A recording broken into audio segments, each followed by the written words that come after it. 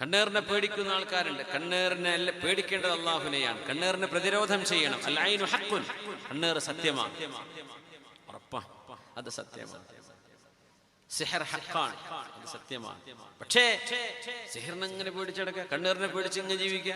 ഏത് നേരം പേടിയാണ്. കണ്ണേറ് കൊള്ളോ സിഹർ കൊള്ളോ. പേടിക്കുന്നത് ആരാന്നറിയപ്പോ നിങ്ങൾ പേടിക്കുന്നത് ശൈത്വാനെയാണ്. ആരല്ല? അല്ലാഹുവിനെയല്ല. ഇന്ന കൈദ ശൈത്വാനി കാന ദഈഫാ, പിശാചിന്റെ കുതന്ത്രങ്ങൾ വളരെ ദുർബലമാണ്, വളരെ ദുർബലമാണ്. ആരാണ് അദീം? അല്ലാഹു ജല്ല ജലാലുഹു. ഇപ്പൊ പേടിക്കേണ്ടത് ആരെയാ? അല്ലാഹുവിനെയല്ലേ പേടിക്കേണ്ടത്. എന്റെ റബ്ബ് തടുക്കും, എന്റെ റബ്ബ് എനിക്ക് കാവൽ തരും, എന്റെ റബ്ബന്റെ കൂടെയുണ്ടാകും. ഈ ഒരു ബോധം നമ്മുടെ ഖൽബിലില്ല.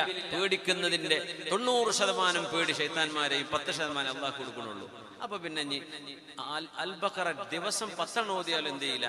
ആ പ്രയാസം മാറി കിട്ടൂല. ഇല്ലേ, 3 ദിവസം തുടർച്ചയായി സൂറത്തുൽ ബഖറ ഒരു വീട്ടിൽ ഓതിയാൽ അവിടെ പിശാചിറങ്ങി ഓടുന്ന.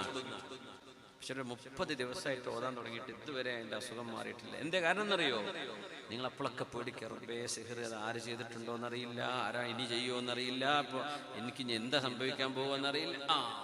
പേടി മൊത്തം പിശാചിനെയാണ്, പേടി മൊത്തം കണ്ണേറിനെയാണ്. ആരല്ല? അല്ലാഹുവിനെ. റബ്ബേ, സൂറത്തുൽ ബഖറയാണ് ഞാൻ ഓതുന്നത്, നിന്റെ കലാമിലെ ഏറ്റവും ഗൗരവമേറിയ സൂറ, നിന്റെ വചനമാണിത് റബ്ബേ. അലിഫ് ലാം മീം ലാ യഅലമു തഅവീലഹാ ഇല്ലല്ലാഹ്, നിന്റെ മഅന റബ്ബിനെ മാത്രമേ അറിയൂ.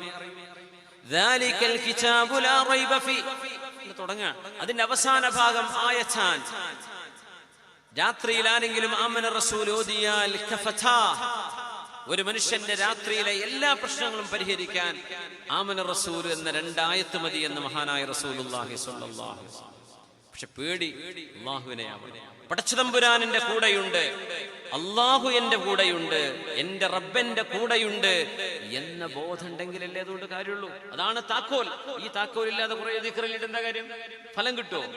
ദിക്റിന് കൂലി കിട്ടും, അതിന്റെ ഉദ്ദേശിച്ച ഫലം കിട്ടുമോ? കിട്ടൂല. എന്തേ?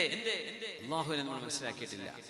ഇന്നഹു കാന ലാ യുഅ്മിനു ബില്ലാഹിൽ അദീം, അദീമായ അല്ലാഹുവിനെ നമ്മൾ മനസ്സിലാക്കിയിട്ടില്ലല്ലോ. യാ അല്ലാഹ്.